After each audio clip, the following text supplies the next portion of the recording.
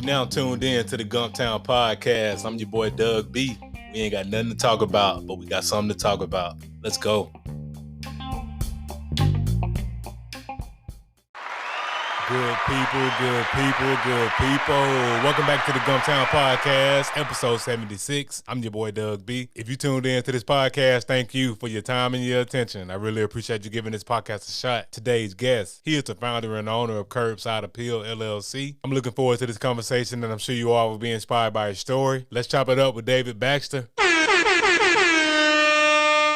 David, how's it going, man? Everything is well. Everything's well. How are you, man? Glad to hear that. All is well on my end, too. First things first, thank you for taking time out of your schedule to chop it up with me a few minutes. I really appreciate it.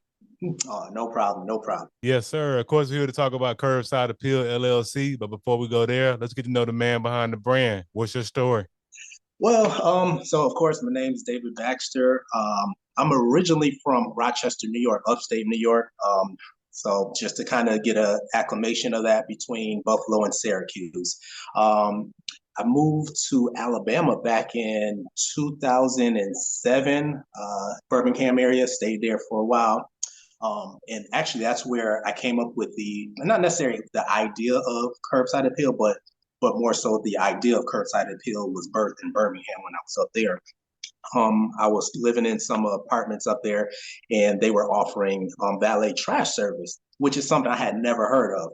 So it kind of made me mad or pissed me off that I had to pay a monthly fee for someone to take my trash out. So I was extremely stubborn, and even though I would pay the monthly fee, I wouldn't even leave the trash at the door. I would take it out on my own until like maybe a year or two later. It was like we had a bad storm up there. I was like, man, I ain't going out there to take out this trash. So I was reluctant and left the trash at the door.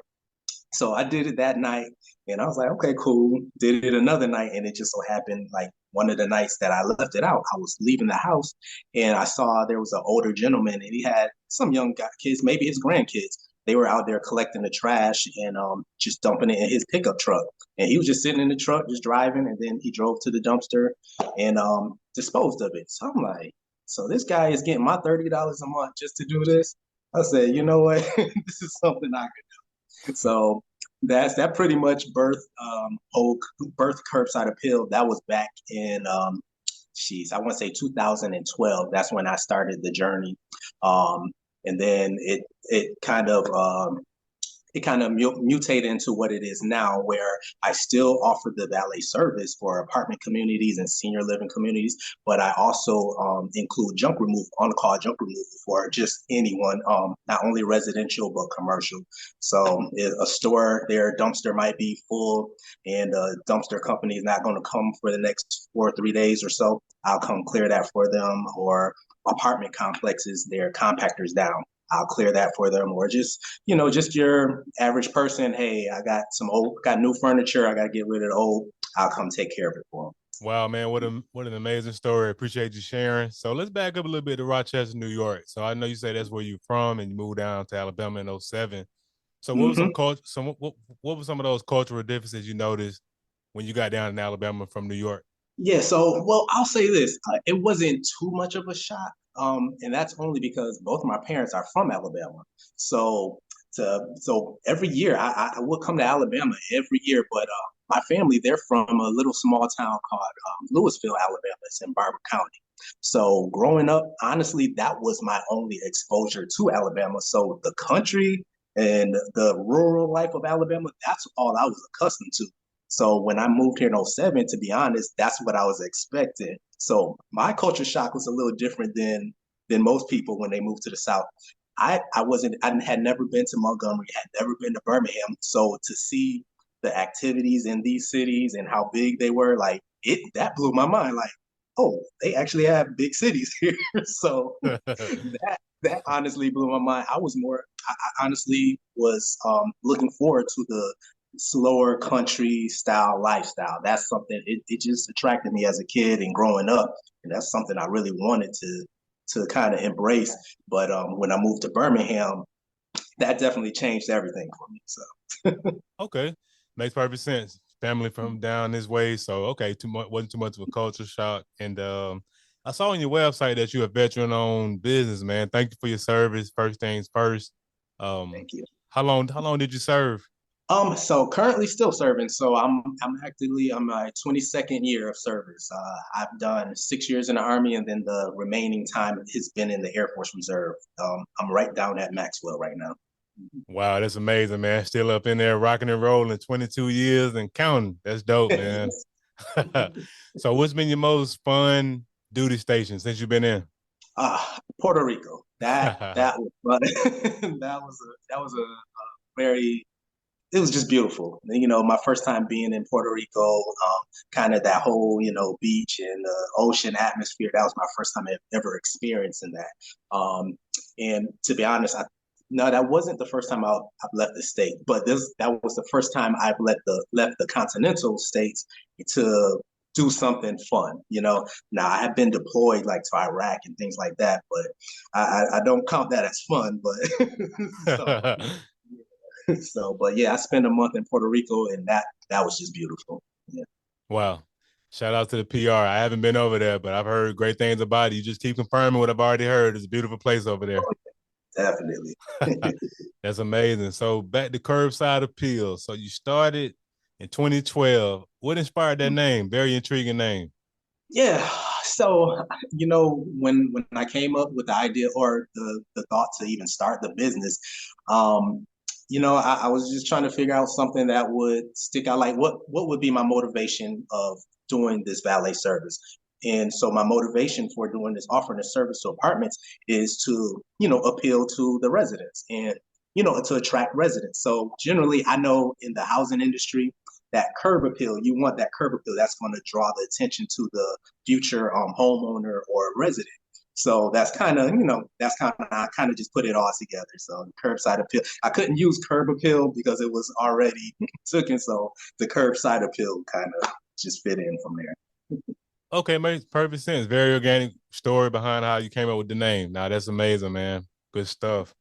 So you pretty much already ran down the services and products and services that you're offering, valet service, and so so we can delve right into the next portion. Whenever I have entrepreneurs on the platform like yourself, I like to cover three things: the aha moment, action, and audacity. You've already covered your aha moment. You were in Birmingham. You got you got a little upset and you got Yeah. fired up and you made some things shake. So let's talk about the action portion. From the time you had your aha moment, how long did it take you to take action towards coming up with a name and getting moving in the direction of getting started? So I would say it took about a year. So I honestly I have to give full credit to my ex-wife. So back when I was in Birmingham, I was previously married, and she was what would you call it, a repetitive entrepreneur or a repetitive business owner. She had ran several of her own businesses that she had started from ground up.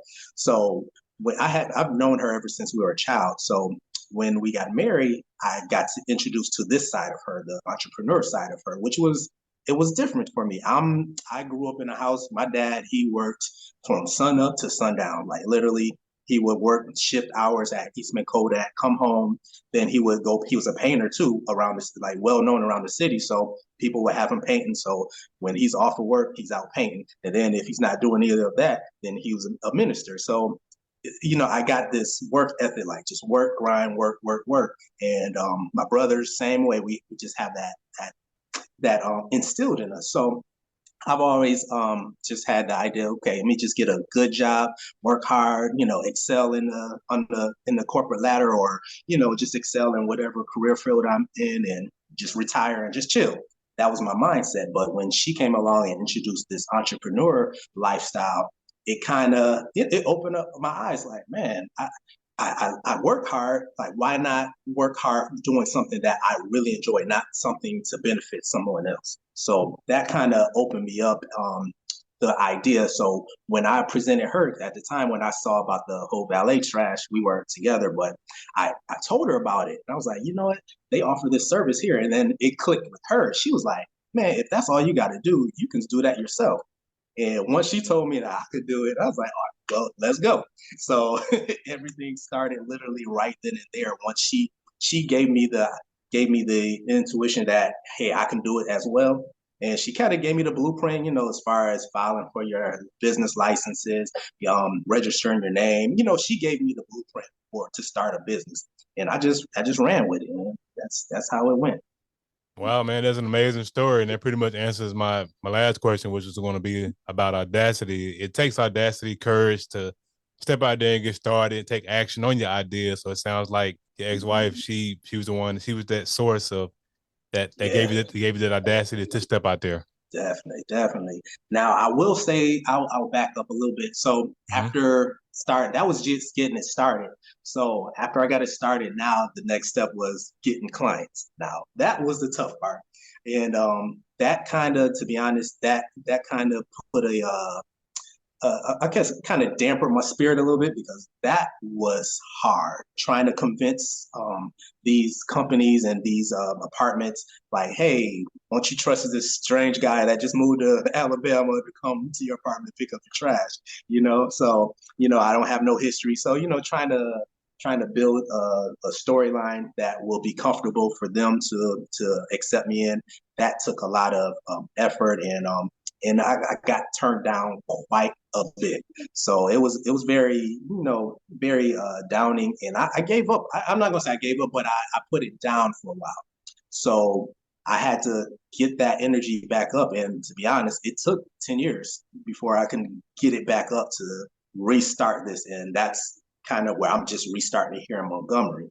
So yeah, it takes a lot of faith and belief. Like I really had to get that belief in my mindset again, that I can do it, and then just trust the process. And I believe even through those 10 years of kind of rejection, I didn't necessarily just stop cold turkey. I still was learning. I was going to different events, learning different things that would be beneficial for the business. And it just finally, I'll say literally last year, everything just kind of clicked and it meshed all together. Everything I learned from 2012 all the way up to the beginning of last year just kind of merged together, and it just flowed. And this is where I'm at right now.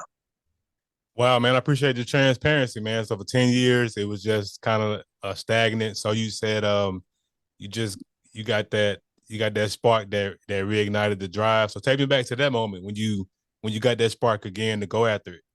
Oh man, so that one, it's really a lot to unpack on that portion. So okay, we're going to start at the beginning of last year, 2022. Um, I was preparing for my last deployment with my unit here at 908, because I'm an aircraft electrician. We were getting rid of our planes. This was the last trip that these planes were going on, and I was going. So I'm getting ready for the trip, and it was just a lot going on with me personally at the time. So it was like it was going to be a career change. My wife, she was going through a career change. So it was like, man, am I even going to still be here in Alabama? So I was kind of going to put the business back on the shelf again until we figure things out. So I go on this deployment, and mid deployment, there's a guy, and I got a shout out. He's one of my business partners, Tavares Finley. He I've known him the whole time. He's a part of my unit. I don't even know how the conversation started. We just randomly just started talking, and I just told him about my business. And me telling him about my business, I guess, sparked something in him. And he fell in love with the idea of what I was doing.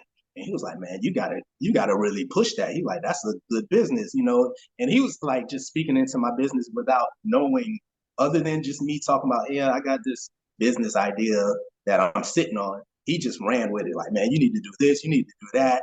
And it was like, it kind of motivated me and pushed me at the same time. Like, man, if he believe in me, I got to do something. So, and not only was he just, I'll say this, like, you get a lot of people they'll give you kind words, words of encouragement. But not only was I getting that from him, he was stepping out. Like I said, literally, I just mentioned it to him, and he just jumped off. He jumped into it deep. He started calling apartments while we were in Afghanistan.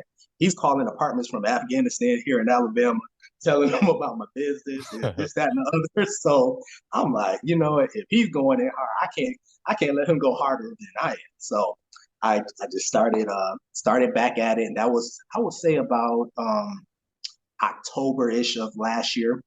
So I started pushing in. That's when I started my videos and started doing advertisements on Facebook. And I started to kind of mesh everything together. So getting my website kind of locked up tight, and not knowing, literally maybe a few weeks after that, there was going to be a shift in the military. So just another transparent moment. So and with the military, back earlier in the year, they had the mandate with the vaccine. Now, me, I never was or never have been like an anti-vaxxer, but I just wasn't feeling comfortable with it. So I just wasn't, it just wasn't sitting right with me. So I chose not to do it. So as a result, that kind of put my military career in jeopardy, because at that time, if you didn't do it, there was nothing more to it other than they were kicking you out. So now I got this on my head. I got my career that I've been doing for 22 years is on hold or in jeopardy. And then I got this business that hasn't done anything, but I need to start putting some energy into it. So that kind of put a little bit more of a push behind me, like, hey, I already see the writing on the wall on my military side. So let's go full force on this business. So I'm doing all of this while I'm overseas and limited resources and everything. So I'm pushing. We get home, and of course everything that I expected to happen with the military happened. So I did get kicked out. So I got kicked out, and or I'm not gonna say kicked out. I was forced out because of I'm not complying, and so I was kind of put in a position to retire. So that in turn also caused me. I was working as a federal service. I worked a federal service job due to my connection to the military. I had to resign from there because of that. So even more of a push. Okay, this business has to go. It has to jump off.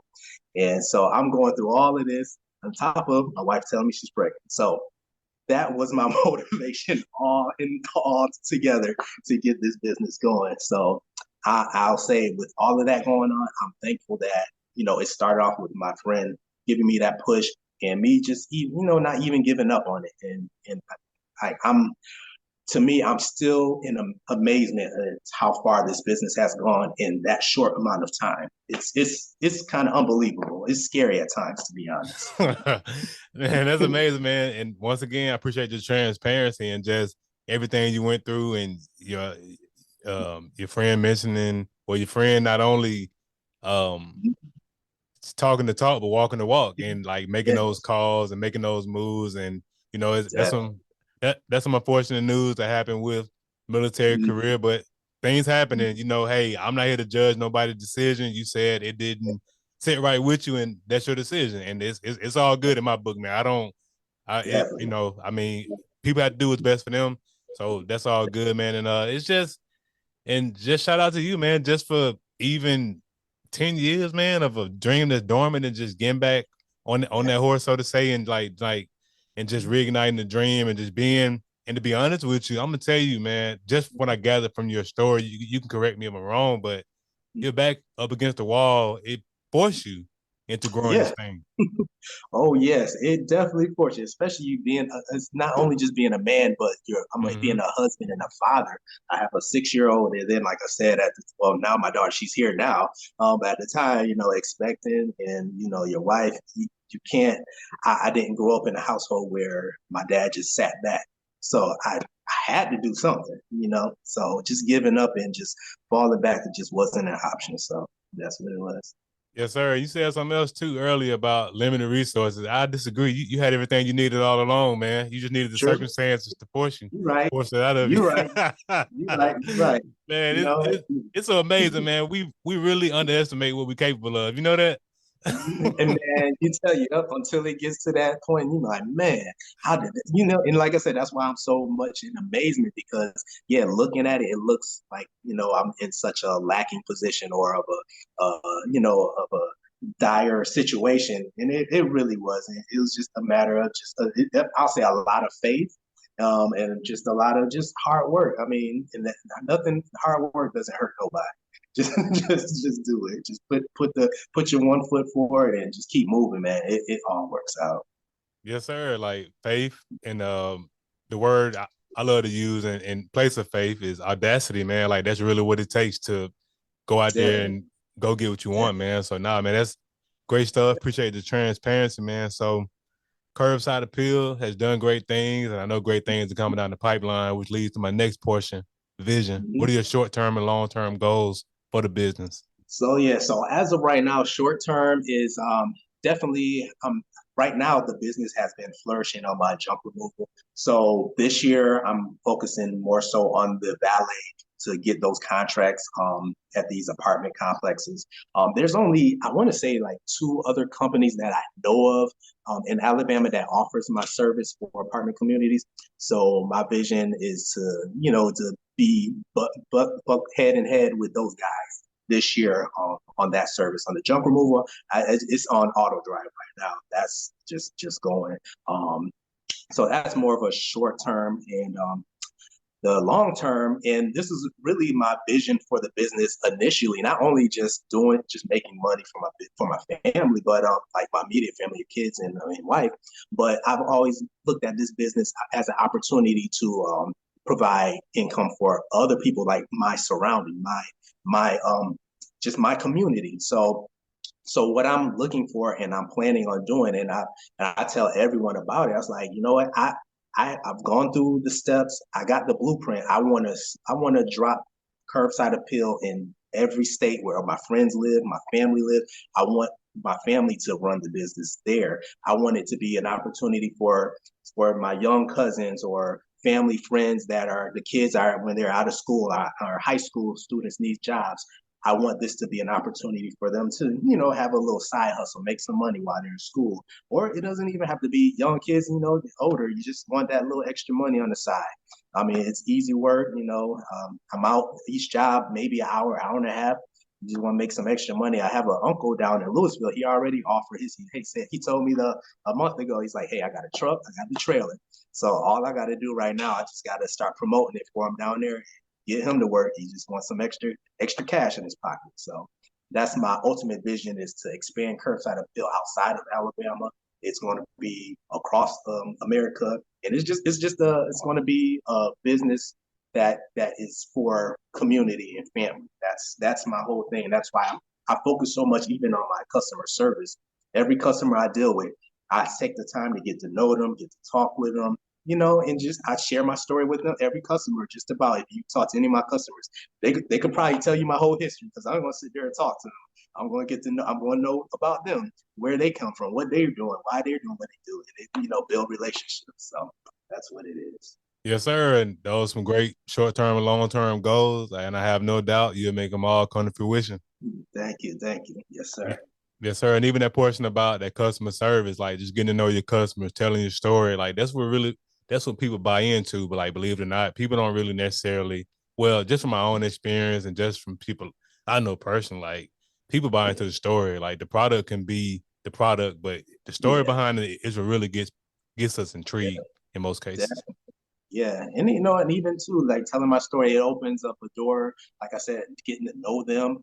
Like I think it was like 2 weeks ago, I ended up just like I said, just talking to one customer. Coming to find out, she's from my hometown. So we connected, and not only was she from my hometown, she was a small business owner. So I connected with her. She does a lot of holistic items like your shea butters and different things like that. So I ended up purchasing. I got a handful of items from her, and I put her out there whenever someone mentions things. So she's someone I put out there, and then I meet so many tons of like just good people just by doing that. Just being generally nice and generally friendly, you meet so many good people. So it's just what it's worth it. Yes, sir. No, that's good stuff, man. So as we wrap up the podcast, I want to ask $1 million question. I started this podcast to highlight the greatness of Montgomery. Whether you're from Mm-hmm. here or lived here for a significant period of your life, be it military, college, you being here from New York, transitioning to Birmingham, and now doing business in Montgomery, I want to ask you, what do you appreciate the most about the Gump? Man, the people. I say that to every time someone asks me, like, "What? Why are you in Montgomery?" I love the people of Montgomery. It's something about the people of Montgomery, they're just warm. I just got a short little story. So when I first got here, I had no intentions to actually live in Montgomery. I was just here for a temporary stay, and I was going right back to Birmingham. So that I had rented out a room, and I was just walking in the neighborhood, and there was this older lady. She was out doing her yard. I just spoke, said hello. Then when I can't circle back around, she started a small conversation. So again, we start talking, introduced myself, and her family were having dinner. And she was like, "Hey, if you don't mind, you can come on over and have dinner with us." Like that just like blew my mind. Like I've seen you 2 times today now, and you already invited me into your house to have dinner. So stuff like that, I've experienced that ever since I've been in Montgomery, and it's hooked me, and I love it. Yes, sir. Hey, it's all good, man. That's a great story. Like it's just, I mean, like Montgomery, like any other city in the world, it has its spots that Yeah. you shouldn't be at or whatever, what have you. It has its good and bad. But yeah, that sums Mm-hmm. up Montgomery in one word, family. Like people will treat you Yeah, like family down here. definitely. I love it. Yes, sir. So how can the people connect with you, David? What are your social media handles and website? All right, definitely. You can catch me on Facebook, Curbside Appeal LLC. My website is curbsideappealwaste.com. And you can catch me on there. You can book me online. I have a online booking service on the website. So you got just like I say, any general bulk junk removal, just give me a call or text me. My phone number is 205-420-2435. And you can catch me on Instagram as well, Curbside Appeal LLC. Yes, sir. And of course, I'll put all of the information in the description of the episode. Hey, David, thanks again for the conversation, man. I really appreciate you. No problem. I appreciate you even letting me have an opportunity to show my business and to kind of show myself here on your podcast. Yes, sir. Good people, that concludes another dope episode of the GumpTown podcast. In the meantime, in between time, y'all know what to do. Be blessed, be safe, but most importantly, have the audacity to be you. Gone.